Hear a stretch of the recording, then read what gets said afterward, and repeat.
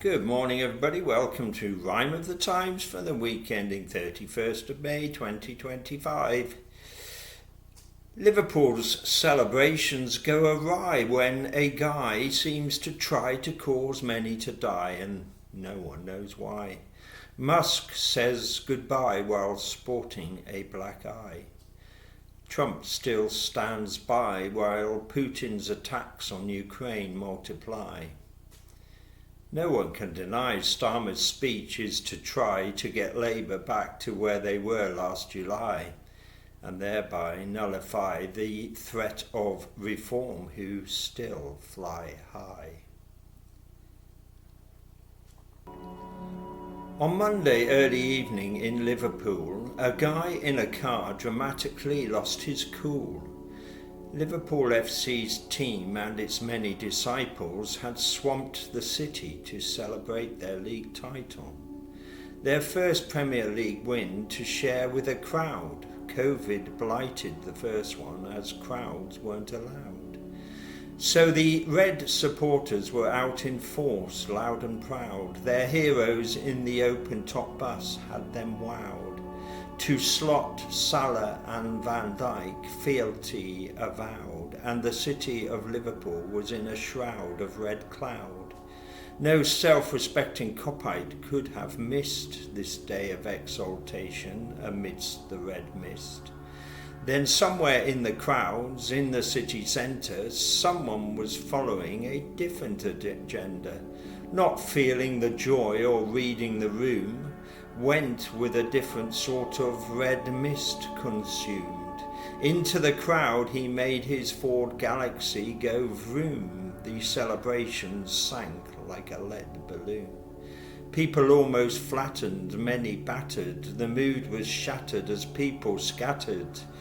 70 injured was the final human cost. By a miracle, not a single life was lost. The incident had been shocking and serious. The fallout became increasingly mysterious. The police, to have conspiracy theories killed, tried to throttle the online rumour mill by quickly releasing the following detail. The suspect is a white 53-year-old male. If he'd not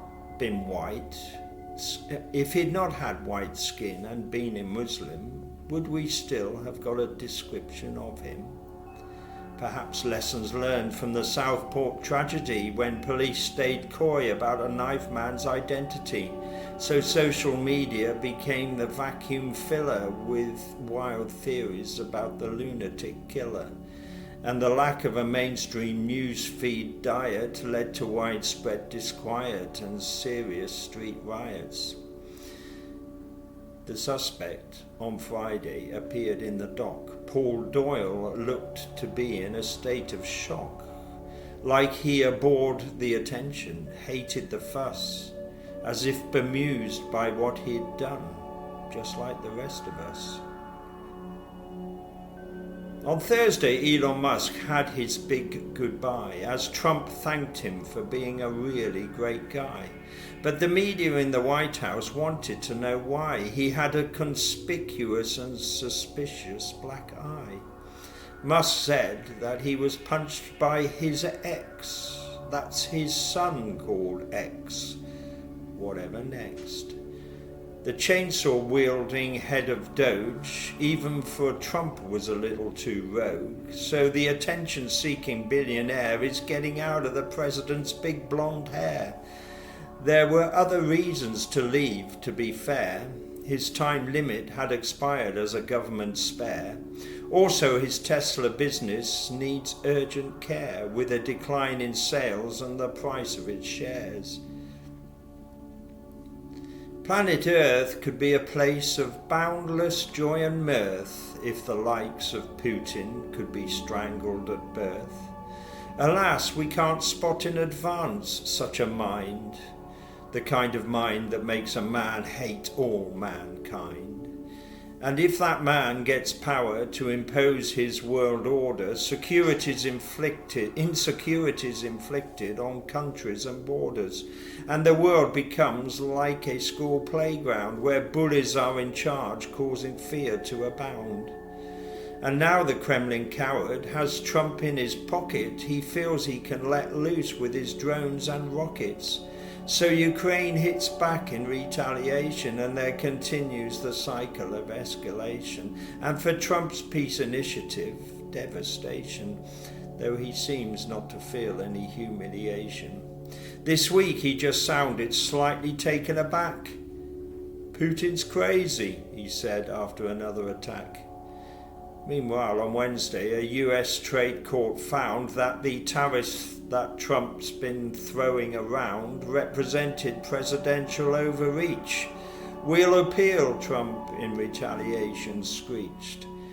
And so another court decided next day that while the appeal is heard, the tariffs can stay.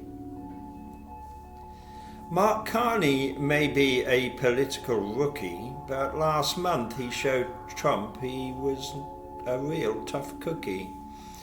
Said Canada would never be his 51st state, and most Canadians considered Carney just great. Mark's trump card was to have Trump's card marked, and so he became PM for getting Trump narked. And this week he received support more than just tacit from King Charles III's Canadian state visit. Charles seemed to switch from the benign potterer to a political world stager in Ottawa. He opened the new Canadian Parliament session with a speech to give the unequivocal impression that Canada is a strong, independent nation, a proud part of the Commonwealth congregation. For this government, the local elections in may have been their wake up and smell the coffee day. And in a speech on Thursday, Sir Keir took aim at Reform UK as Labour tries to reclaim the ground that it's lost to huge reform gains, claiming Farage is like Liz Truss all over again. 16 times during the speech, Nigel's name was said as he quipped, "I'm living rent-free inside Starmer's head."